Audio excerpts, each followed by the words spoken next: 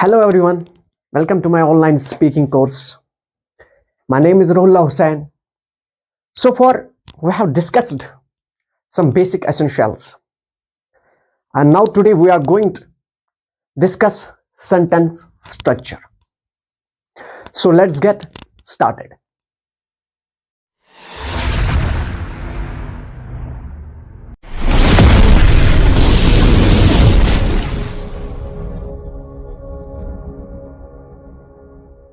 My dear students, पिछले lecture में हम लोगों ने लेटर को डिस्कस किया, वर्ड को डिस्कस किया और सेंटेंस को डिस्कस किया।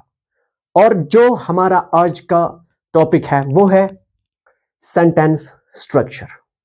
और इसमें हमें आज जो सबसे पहले पढ़ना है वो है simple sentence structure. Simple sentence structure, इसको समझने से पहले सबसे पहले हमें यह पता होना चाहिए कि सिंपल सेंटेंस किसको कहते हैं। ठीक है, चलिए हेडिंग डाल दीजिए, सिंपल सेंटेंस। सिंपल सेंटेंस हम किसको कहते हैं? सिंपल सेंटेंस वो सेंटेंसेस होते हैं जिनमें हम सिंगल इंडिपेंडेंट क्लॉज इस्तेमाल करते हैं। वो सेंटेंसेस जिनमें हम सिंगल इंडिपेंडेंट क्लॉज इस्तेमाल करते हैं। समझ आया? यहां तक अंडरस्टैंड हुआ? यहां तक मुझे पता है दिक्कत कहां पे हो रही है। अब ये जो सर आपने कहा कि वो सेंटेंसेस जिनमें हम सिंगल इंडिपेंडेंट क्लॉज इस्तेमाल करते हैं, अब सर हमें बता दीजिए इंडिपेंडेंट क्लॉज किसको कहते हैं। चलिए हेडिंग डाल दीजिए जल्दी से, जल्दी हेडिंग। चलिए अब हमें समझना है इंडिपेंडेंट क्लॉज। इसको समझने से पहले हमें पहले क्लॉज को समझना है। ठीक है, चलिए CLAUSE क्लॉज। ठीक है माय डियर स्टूडेंट्स, क्लॉज हम ग्रुप ऑफ वर्ड्स, क्लॉज क्या होता है? Group of words. आगे बढ़ते, विच कंटेंट्स। ठीक है, विच कंटेंट्स बहुत subject and verb. SUB short form होती है सब्जेक्ट की। ठीक है, क्लॉज वो ग्रुप ऑफ वर्ड्स होते हैं जिनमें सब्जेक्ट भी होता है और वर्ब भी होता है। समझ आया? अब मुझे पता है कहां दिक्कत हो रही है। अब सब्जेक्ट क्या होती है, अब वर्ब क्या होती है। अभी तक आप सिंपल इतना याद रखो कि ग्रुप ऑफ वर्ड्स होते हैं जिनमें सब्जेक्ट और वर्ब होती है। ठीक है, आगे जाके बने रहिए हमसे, ये भी डिस्कस करेंगे। अब जो हमारा क्लॉज है, ठीक है, इसके दो टाइप्स निकलते हैं। ठीक है, एक को कहते हैं हम टाइप्स। ठीक है, टाइप्स। एक को कहते हैं इंडिपेंडेंट क्लॉज और दूसरे को हम कहते हैं डिपेंडेंट क्लॉज।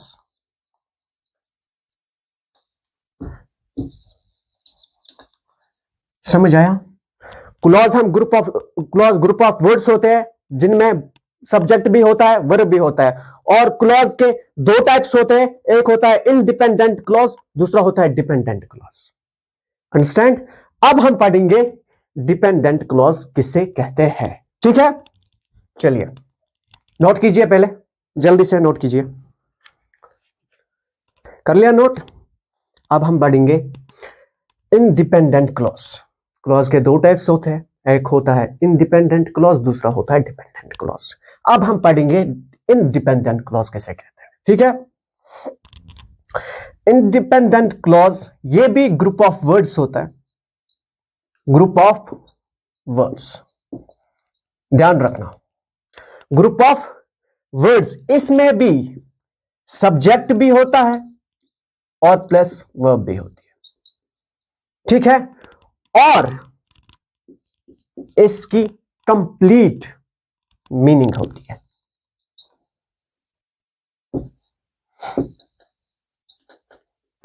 इसकी कंप्लीट मीनिंग होती है। अगर हम वर्ड पे ही फोकस करेंगे, इंडिपेंडेंट, जो किसी पे डिपेंड ना हो, वो क्लॉज जो किसी और क्लॉज पे डिपेंड ना हो, ये भी ग्रुप ऑफ वर्ड्स होता है, इसमें भी सब्जेक्ट और वर्ब होती है और उसकी कंप्लीट मीनिंग होती है। चलिए एग्जाम्पल देते हैं, एग्जाम्पल से समझते हैं। मैं he subject likes pizza, he likes pizza. He यहां पे सब्जेक्ट, यहां पे वर्ब। ठीक है, मैंने क्या कहा, सब्जेक्ट भी होती है और वर्ब भी होती है, सब्जेक्ट भी होती है, वर्ब भी होती है। ही लाइक्स पिज्जा। आपको लग रहा है इस सेंटेंस को किसी और क्लॉज की जरूरत है मीनिंग कंप्लीट करने के लिए? इसकी मीनिंग कंप्लीट है? इसलिए हम इसको इंडिपेंडेंट क्लॉज। अब हमें समझ आया कि इंडिपेंडेंट क्लॉज उसे कहते हैं जिसमें ग्रुप ऑफ वर्ड्स हो और सब्जेक्ट भी हो और वर्ब भी हो और उसकी कंप्लीट सेंस भी हो। ठीक है, नोट करो जल्दी से। समझ आया इंडिपेंडेंट क्लॉज किसे कहते हैं? चलिए अब हम पढ़ेंगे दूसरा टाइप क्लॉज का, जिसे हम कहते हैं डिपेंडेंट क्लॉज। ठीक है, चलिए।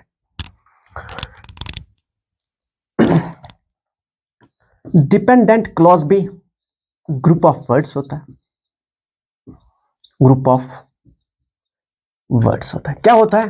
Group of words. इसमें भी सब्जेक्ट भी आता है और वर्ब भी आती है, बट याद रखो, but does not express complete sense. समझ आया? अपोजिट है इंडिपेंडेंट क्लॉज के।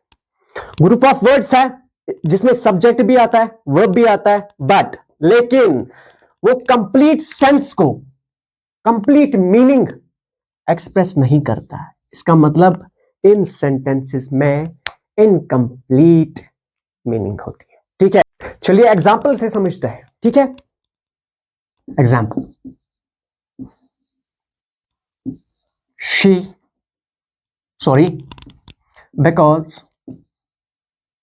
because she missed a bus. She missed a bus. मतलब क्योंकि वो बस छूट गई है। कंप्लीट सेंस आ रहा है, हाँ बस छूट गई है, क्योंकि वो बस छूट गई है। तो फिर क्या? ठीक है, इसका मतलब हमें समझ आया कि dependent clause group of words होते हैं, बट जो कंप्लीट सेंस को एक्सप्रेस नहीं करता है। अब अगर हमें इसको कंप्लीट बनाना है, ठीक है, तो हमें जरूरत पड़ती है किसकी? इंडिपेंडेंट क्लॉज की। ठीक है, तो फिर हमें इसका जो आउटपुट मिल रहा है, ठीक है, इसका जो हमें आउटपुट मिल रहा है वो लिखते जाओ। हेडिंग डाल दो, आउटपुट। इसका जो आउटपुट हमें निकल रहा है, ठीक है, क्या निकल रहा है? कौन सा आउटपुट? जो हमारा डिपेंडेंट क्लॉज है उसको कंप्लीट करने के लिए जरूरत पड़ती है हमें इंडिपेंडेंट क्लॉज की। इसका मतलब है dependent clause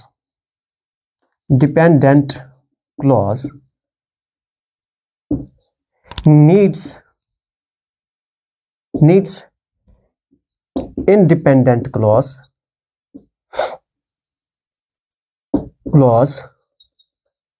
to complete sense। Understand हुआ? डिपेंडेंट क्लॉज को कंप्लीट करने के लिए हमें जरूरत पड़ती है इंडिपेंडेंट क्लॉज की। ठीक है, यहां पे मिस्टेक हुई है, इन डिपेंडेंट है, ठीक है, इंडिपेंडेंट क्लॉज। अंडरस्टैंड? ठीक है, चलिए तो फिर हमने जो एग्जाम्पल ले ली इसको कंप्लीट करके देखेंगे कि हो रहा है कि नहीं। बिकॉज शी मिस्ड अ बस, अगर मैं लिखूं अब she was late, she was late because, she was late because she missed a bus, she missed a bus, understand हो रहा है? ठीक है, अब ये जो है she was late because she missed a bus, अब जरूरत पड़ी किसके? क्लॉज की, पड़ी किसी और क्लॉज की जरूरत। ठीक है, चलिए आगे बढ़ते हैं। यहां तक समझ आया? अच्छे से समझ आया? अब मुझे एक चीज बता दो, मैंने यहां पे वर्ड बिकॉज इस्तेमाल किया, यहां पे भी और यहां पे भी। कौन से वर्ड्स हैं? चलिए बताते हैं। अब हम ये जो मैंने बिकॉज इस्तेमाल किया अपने सेंटेंस में, इसे हम कोऑर्डिनेटिंग वर्ड कहते हैं। क्या कहते हैं? Coordinating word. अब ये सर कोऑर्डिनेटिंग वर्ड क्या होता है? कोऑर्डिनेटिंग वर्ड्स वो वर्ड्स होते हैं जो हमें हेल्प करते हैं किसमें? दो क्लॉजेस को मिलाने के लिए, या दो वर्ड्स को कनेक्ट करने में, या दो फ्रेजेस को, या दो सेंटेंसेस को कनेक्ट करने में। समझ आया? Coordinating words. अब यहां पे अगर हम देखेंगे, मैंने बिकॉज इस्तेमाल किया, इस बिकॉज ने, इस वर्ड ने इस सेंटेंस और इस सेंटेंस को आपस में मिलाया, जोड़ दिया। ठीक है, इसे हम कोऑर्डिनेटिंग वर्ड्स कहते हैं। ठीक है, और इसमें बहुत सारे वर्ड्स हैं, जैसे कि मैं अगर लिखूं इफ, ठीक है, मैं लिखूं जैसे कि बिकॉज लिख दिया, मैं लिखूं व्हेन, ठीक है, मैं अगर लिखूं इफ व्हेन, और तीसरा वर्ड मैं अगर लिखूं सो, मैं अगर लिखूं नॉर, मैं अगर लिखूं फॉर, मैं अगर लिखूं फॉर येट, मैं अगर लिखूं, उसके बाद बहुत सारे वर्ड्स हैं, मैं अगर लिखूं सिंस। ठीक है, ये सब वर्ड्स ना कोऑर्डिनेटिंग वर्ड्स है। ठीक है, ठीक है, समझ आया अभी तक? यहां तक समझ आया? यहां तक कंप्लीट समझ, अच्छे से समझ आया? अगर कोई चीज आपको समझ नहीं आ रही है तो आप कमेंट करके हमें बता सकते हो कि इसमें क्या चीज आपको समझ नहीं आ रही है। आप कमेंट करके हमें बता सकते हैं, and we will discuss that thing again in next. से समझ आया? तो याद करो स्टूडेंट्स, हमने सबसे पहले जब मैंने डिफाइन किया था सिंपल सेंटेंस क्या होती है, एक्सप्लेन किया था, मैंने कहा था वो सेंटेंसेस जिनमें सिर्फ एक इंडिपेंडेंट क्लॉज हो। क्या कहा था? सेंटेंसेस जिनमें सिर्फ एक इंडिपेंडेंट क्लॉज हो।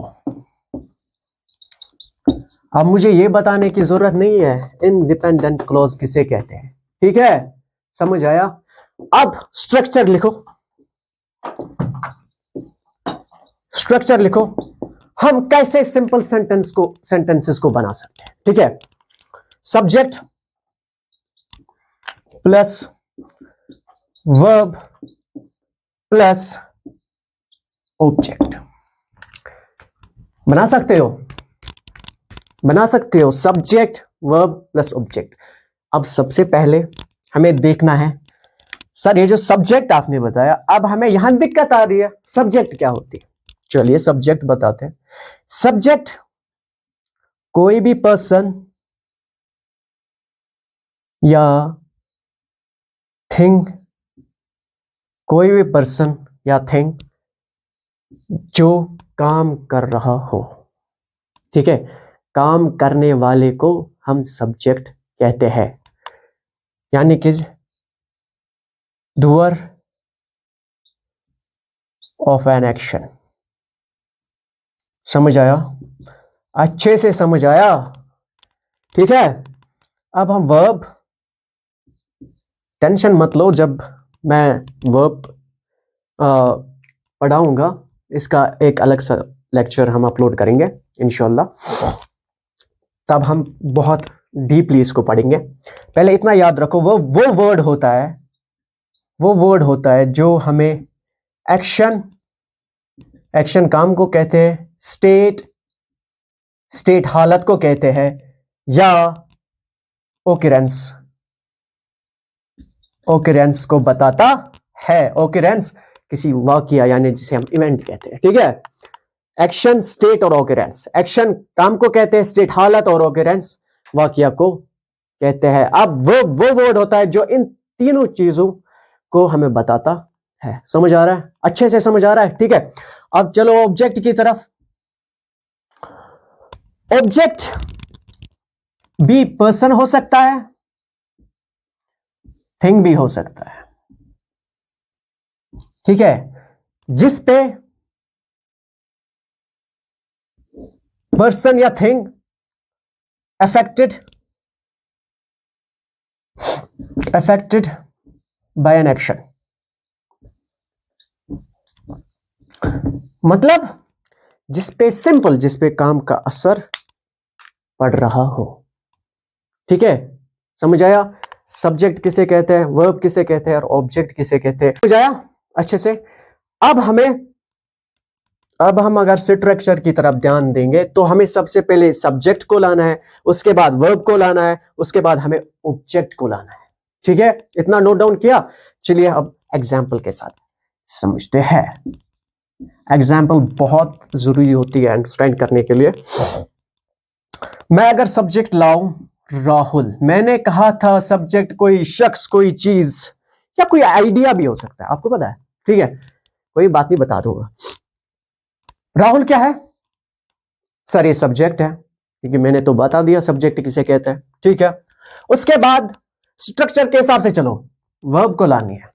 ठीक है, मैं आपको ट्रिक बताता हूं, वर्ब को हम कैसे समझते हैं, आइडेंटिफाई कैसे करते हैं। जब आप उर्दू में हम लिखते हैं ना, उर्दू में किसी भी लफ्ज के आखिर में ना आता है ना, वो वर्ब होती है। जैसे लिखना, पढ़ना, जाना, आना, गाना, बहुत कुछ, बहुत सारे अनलिमिटेड मतलब इनफिनाइट वर्ब्स हैं। जिसके भी उर्दू के आखिर में ना आता हो वो वर्ब होती है, इतना याद रखना। अब मुझे वर्ब लानी है। ठीक है, मैं ईट्स, राहुल ईट्स, वर्ब भी लाई। अब मुझे ऑब्जेक्ट लाना है। क्या खाता है? फूड। राहुल खाना खाता है। ठीक है, समझ आया कैसे बनाते हैं अब सिंपल सेंटेंस? ठीक है, समझ आया? अच्छे से समझ आया? अगर कोई चीज आपको अंडरस्टैंड नहीं हो रही हो देन यू कैन कमेंट। ठीक है, आप कमेंट कर सकते हो, हमें बता सकते हो सर मुझे यहां समझ नहीं आया, मैं नेक्स्ट लेक्चर में आपको क्लियर कर दूंगा। ठीक है, और दूसरी एग्जांपल ले लेते हैं, और हाँ तीसरी एग्जांपल आप मुझे कमेंट में बताओगे।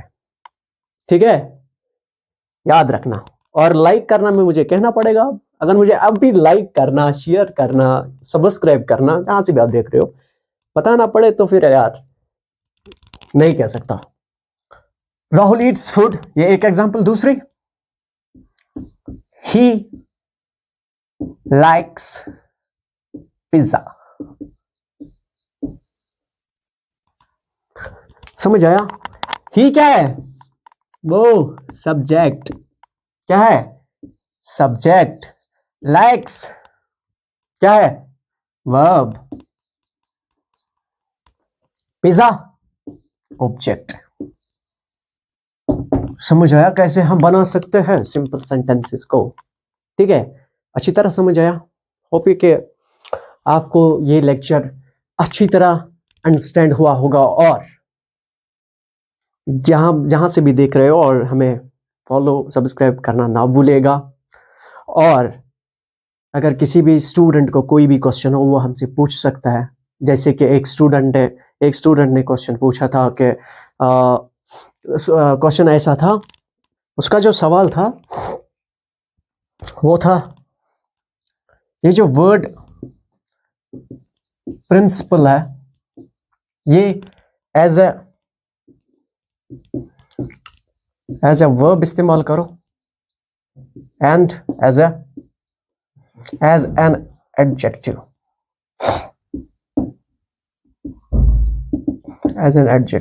ठीक है। सबसे पहले अगर हम देखेंगे ये नाउन है, ठीक है।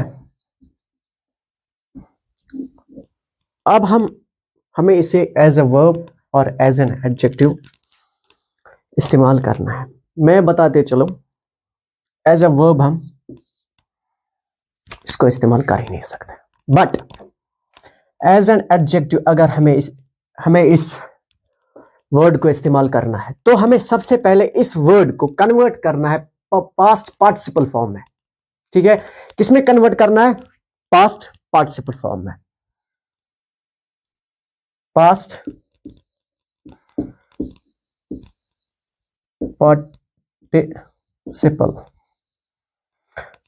पार्टिसिपल फॉर्म में। अंडरस्टैंड? किसमें कन्वर्ट करना है? पास्ट पार्टिसिपल फॉर्म में। अब हम पास्ट पार्टिसिपल फॉर्म कैसे बनाते हैं? हमें वर्ड को लास्ट पे ऐड करना पड़ता है।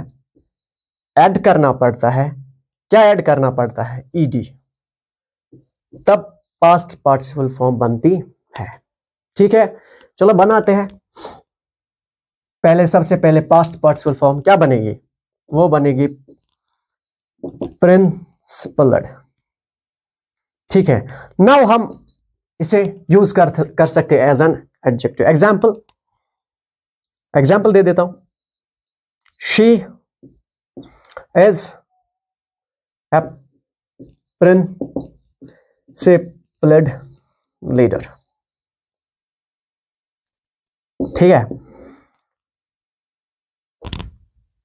और मैंने ये प्रेजेंट में इस्तेमाल किया है, ठीक है। She is a principled leader. Understand हुआ? अगर और भी कोई किसी को इस बारे में इंफॉर्मेशन है वो कमेंट करके मुझे बता सकता है। और मेरी नॉलेज के हिसाब से तो मुझे इतना पता था कि मैंने बता दिया कि सबसे पहले इतना याद रखो, अगर हम वर्ब एज एन वर्ब हम इस्तेमाल नहीं कर सकते इसे। वो मुझे नहीं पता, आज तक मैंने इस्तेमाल नहीं किया है, बट एज एन एडजेक्टिव सबसे पहले हमें इसे पास्ट पार्टिसिपल फॉर्म में कन्वर्ट करना है, जिसको हम पास्ट पार्टिसिपल फॉर्म में कन्वर्ट करने के लिए हमें सबसे पहले इसके लास्ट पे ईडी ऐड करना पड़ता है। और जैसे बनी तो फिर हम इसे इस्तेमाल कर सकते हैं as an adjective, but as an verb no. Thank you.